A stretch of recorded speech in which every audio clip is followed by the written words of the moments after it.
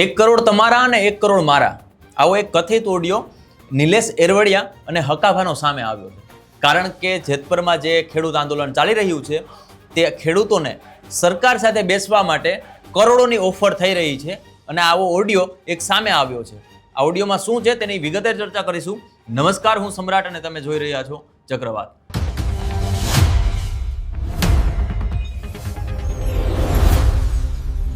Private કંપનીઓ જે રીતે વીજપોલ ખેડૂતોના ખેતરમાં નાખી રહી છે અને પૂરતું વળતર નથી આપી રહી, તેને લઈને મોરબીના જેતપરમાં અનેક ખેડૂતો આંદોલન ઉપર બેઠા છે અને ઘણા બધા ખેડૂત આગેવાનો છે, ખેડૂતો છે, એ ઉપવાસ ઉપર બેઠા છે. એના 15 દિવસ થઈ ગયા છે.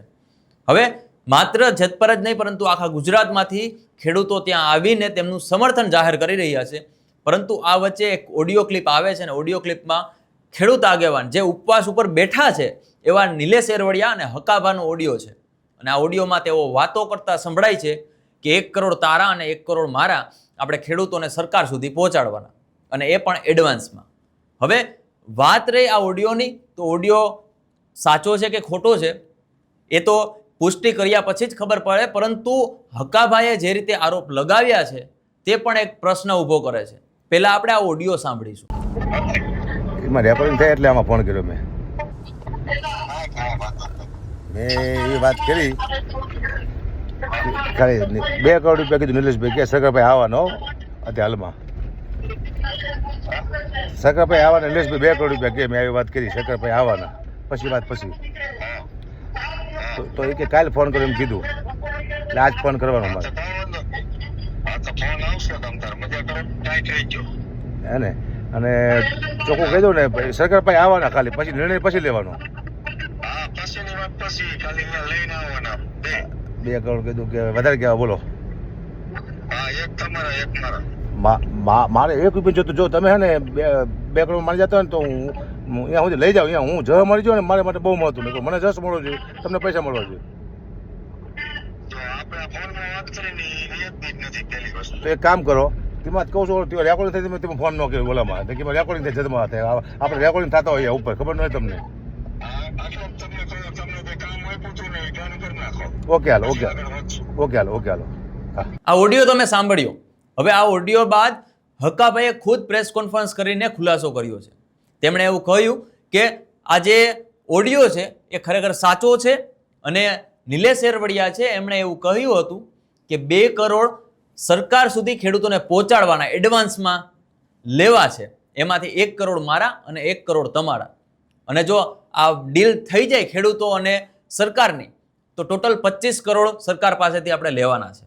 હવે આ એવો હકાભાઈએ દાવો કર્યો છે. હવે જે રીતે હકાભા દાવો કરી રહ્યા છે, પ્રેસ કોન્ફરન્સ કરી છે, તેમાં વધુમાં તેમણે શું કહ્યું ચાલો જાણીએ. આગળ લઈને મેં કીધું કે નિલેશભાઈ હવે સરકારે બોલાવે છે તો આપણે જવું જોઈએ એક વખત, પછી આપણે ના પાડે તો આંદોલન ચાલુ જ છે.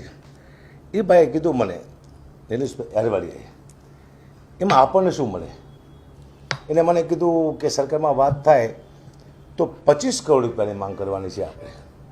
તો મેં દિનો માટે શું કે તમારે કોઈ ઓળખીતા હોય સરકારમાં તો વાત કરો. આવી વાત મારે સરકારને કહેવાય. પહેલાં તો એનામાં બધી હોવી જોઈએ. અને મને કે મેં તો આપણે જી આવી અહીંયા કંઈક વાતચીત થાય તો કીધું એમ નહીં, એડવાન્સ 2 કરોડ રૂપિયા આપણને સરકારમાં જવાના આપે તો 2 કરોડ રૂપિયા એડવાન્સ જવાના, ટોટલ 25 કરોડ. એમાં અકુબા 1 કરોડ તમારા. તા મારા ટાંગા ધૂજી ગયા કે આ મને છાંટા ઉડાડશે આ માણસ. કે આ સરકાર પાસે ખાલી આવવાના 2, 1 તમારા 1 મારા. અત્યારે જો નિલેશભાઈ મારે જસ જોઈશે, જસ ખેડૂતોનો. મારે પૈસા નથી જોતા, પૈસા તમે લઈ લેજો આપે તો મારે જસ લેવો છે. તો કે પછી આવી રીતે વાત ન કરાય તમારે. હકાભાની પ્રેસ કોન્ફરન્સ બાદ નિલેશ એરવડિયાએ પણ ખુલાસો કર્યો છે. તેમણે એવું કહ્યું કે મારા ઉપર ઘણા બધા ધાક ધમકીના ફોન કોલ આવે છે. મારી આદત નથી રેકોર્ડ કરવાની, પરંતુ કંપનીવાળા હોય, અન્ય લોકો હોય, તમામ લોકો મને ધાક ધમકી આપી રહ્યા છે. હું એસપીને પણ એવી નિવેદન કરવાનો છું આજે કે મને પોલીસ પ્રોટેક્શન આપે. આ સાથે જે પૈસાની જે વાત કરવામાં આવી છે એ તેને સદંતર રીતે ખોટી જણાવવામાં આવી છે ને ઓડિયોની જે વાત કરવામાં આવી છે તેમણે પણ જ્યારે પૂછવામાં આવ્યું ત્યારે તેમણે ગોળ ગોળ જવાબ આપીને આ વાતને ટાળી દીધી હતી. અને FSL ની વાત કરી કે કદાચ ને સાચો હોય તો તમે FSL કરાવી શકો છો, પરંતુ જે રીતે આ આંદોલનમાં ખેડૂત આગેવાનો જો આવી રીતે ગોળ ગોળ જવાબો આપતા હોય અને આ રીતે ઓડિયો વાયરલ થતા હોય અને આવી રીતે આરોપ લાગતા હોય તો પછી આંદોલનનું શું? પહેલા આપણે નિલેશ એરવડિયાની જે નિવેદન છે એ સાંભળીએ.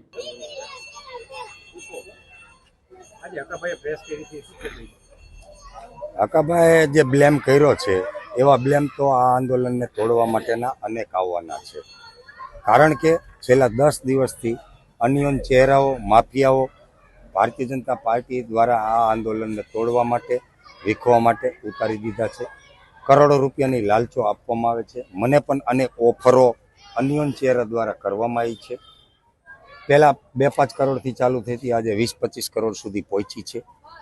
આ ઓફરો નહીં સ્વીકારાતા ત્યારબાદ ધાક ધમકીઓ પણ આવી છે કે જોઈ લેશું, આમ કરી નાખશું, ટાંટિયા તોડી નાખશું. ત્યારબાદ એવી વાત મારી નાખવાની અનિયન ચહેરા દ્વારા વારંવાર ધાક ધમકીઓ પણ આપવામાં આવી છે. આપના મીડિયા માધ્યમથી મેં ઘણી બધી ચેનલોમાં આજથી 5 દિવસ પહેલાં આ મેસેજ આપેલો છે કે મને એન્કાઉન્ટર કરવાની છેલ્લે કે સરકાર દ્વારા તમારું એન્કાઉન્ટર પણ થઈ શકે છે, આવી ધમકીઓ આપવામાં આવી છે. એટલે આજે ગુજરાતના તમામ ખેડૂતોનું જે સમર્થન મળી રહ્યું છે, સરકારશ્રીમાં પ્રેશર થયું છે અને કાલે જ કેબિનેટમાં આની ચર્ચા થઈ છે અને મૌખિક કાલે જ કૃષિ મંત્રીએ રજૂઆત કરી છે. એટલે ક્યાંક ને ક્યાંક સરકાર આ ઉપવાસ છાવણીથી, કિસાન આંદોલનથી દબાણી છે અને દેવા માટે મજબૂર થઈ છે.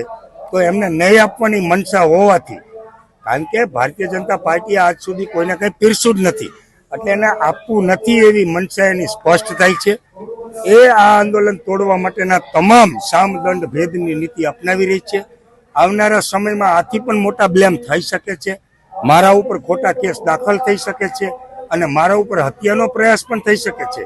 તો ટૂંક સમયમાં જ હું મોરબી SP સાહેબને મારા પ્રોટેક્શન માટે હું આજે જ બપોર પછી પ્રોટેક્શન માટેની અરજી કરવાનો છું અને મારું પ્રોટેક્શન માંગવાનો છું. અત્યારે સોશિયલ મીડિયામાં વાયરલ થયો છે વિડીયો, જેમાં હકાભાને તમે બંને વાત કરો છો 2 કરોડ રૂપિયામાં તમે સેટિંગ કરવાનું કહો છો, 1 કરોડ રૂપિયા તમારા ને 1 કરોડ રૂપિયા એના, એવી વાત કરો છો. કરશે બધી વાતો, અવાજ તમારો છે, એ પુષ્ટિ કરી શકે છે, FSL કરી શકે છે. આજે વાત કોઈ ગોળ ગોળ થઈ હોય, હકાભાઈએ વાત કરી હોય કે હું ક્યાંથી દાન ભંડોળ લઈ આવું કે પાર્ટીમાંથી પૈસા લઈ આવું અને આપણે આ ખેડૂત આંદોલનમાં વાપરી નાખશું, એને પાઘડી પહેરવી હતી અને મોટું થવું હતું, આ ગામની સમિતિને સાથે લઈ જઈને સરકારમાં સમાધાન કરાવવું હતું.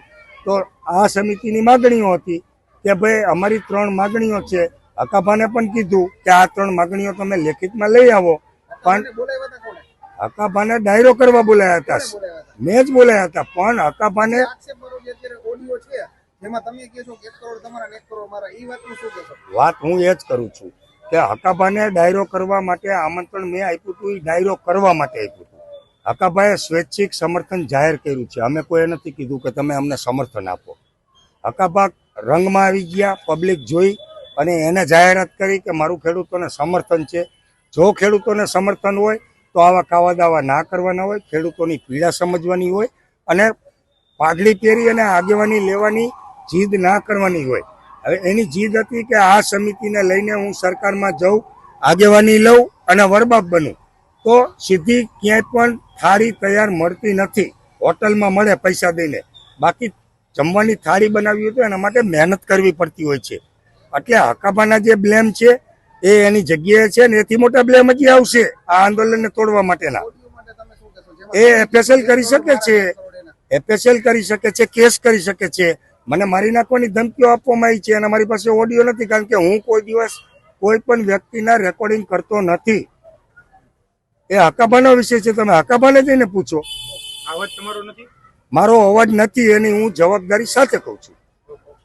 હકાભાઈ હોય કે નિલેશ એરવડિયા, એકબીજા ઉપર આરોપ લગાવી રહ્યા છે. આ પહેલા પણ જ્યારે હકાભાઈએ એવું કહ્યું હતું કે મને આંદોલનમાં આવવાની ના પાડવામાં આવી છે, ત્યારે પણ નિલેશ એરવડિયાએ કહ્યું હતું કે એ કોઈ ગેરસમજ થઈ છે, કારણ કે અમે કોઈને ના નથી પાડી, માત્ર તે દિવસે મીટિંગ હોવાથી અમે એવું કહ્યું હતું કે તે દિવસે તમે ન આવતા, પછીના દિવસે આવજો. પરંતુ જે રીતે હકાભા પહેલા આંદોલનમાં આવે છે, ત્યાં ડાયરો કરે છે અને પોતાનું સમર્થન જાહેર કરે છે, એ બાદથી લઈને અત્યાર સુધી જે વસ્તુઓ ચાલી ક્યાંક એવા પણ પ્રશ્નો થઈ રહ્યા છે સોશિયલ મીડિયાના માધ્યમથી, લોકોના માધ્યમથી, કે હકાપા સરકારનો એક મોહરો બનીને આ જે આંદોલન છે ત્યાં આવ્યા હતા. બીજા પણ એવા ઘણા બધા સોશિયલ મીડિયામાં જે પોસ્ટ છે એ વાયરલ થઈ રહી છે, ને એમાં એવું કહેવામાં આવી રહ્યું છે કે જે આંદોલનમાં બેઠેલા આંદોલનકારી જ એમાંથી અમુક આંદોલનકારીઓ છે એ સરકાર સાથે મળીને કે વિપક્ષ સાથે મળીને આ આંદોલનને ડામવાનો પ્રયાસ કરવામાં આવી રહ્યો છે અને પૈસાને આખો ખેલ ચાલી રહ્યો છે. ત્યારે પ્રશ્ન એ થાય છે કે જે આગેવાનો હોય કે આ રીતે કોઈ સમર્થન કરવા આવે, જો પૈસાની લેતી દેતી કરે, મોટા કરોડોના ખેલ કરે, તો પછી આખરે ખેડૂતોનું શું? હવે આવા બધા ઘણા બધા પ્રશ્નો છે. ત્યારે આ પ્રશ્નોને લઈને શું હવે આગળની રણનીતિ નક્કી કરવામાં આવશે આ ખેડૂતો દ્વારા, એ તો હવે આવનારો સમય જ બતાવશે. પરંતુ આ સમગ્ર મુદ્દાને લઈને તમારું શું માનવું છે કોમેન્ટ બોક્સમાં ચોક્કસથી જણાવજો. વિડીયો પસંદ આવ્યો હોય તો લાઇક, શેર અને અમારી ચેનલને સબસ્ક્રાઇબ કરવાનું ભૂલતા નહીં. નમસ્કાર.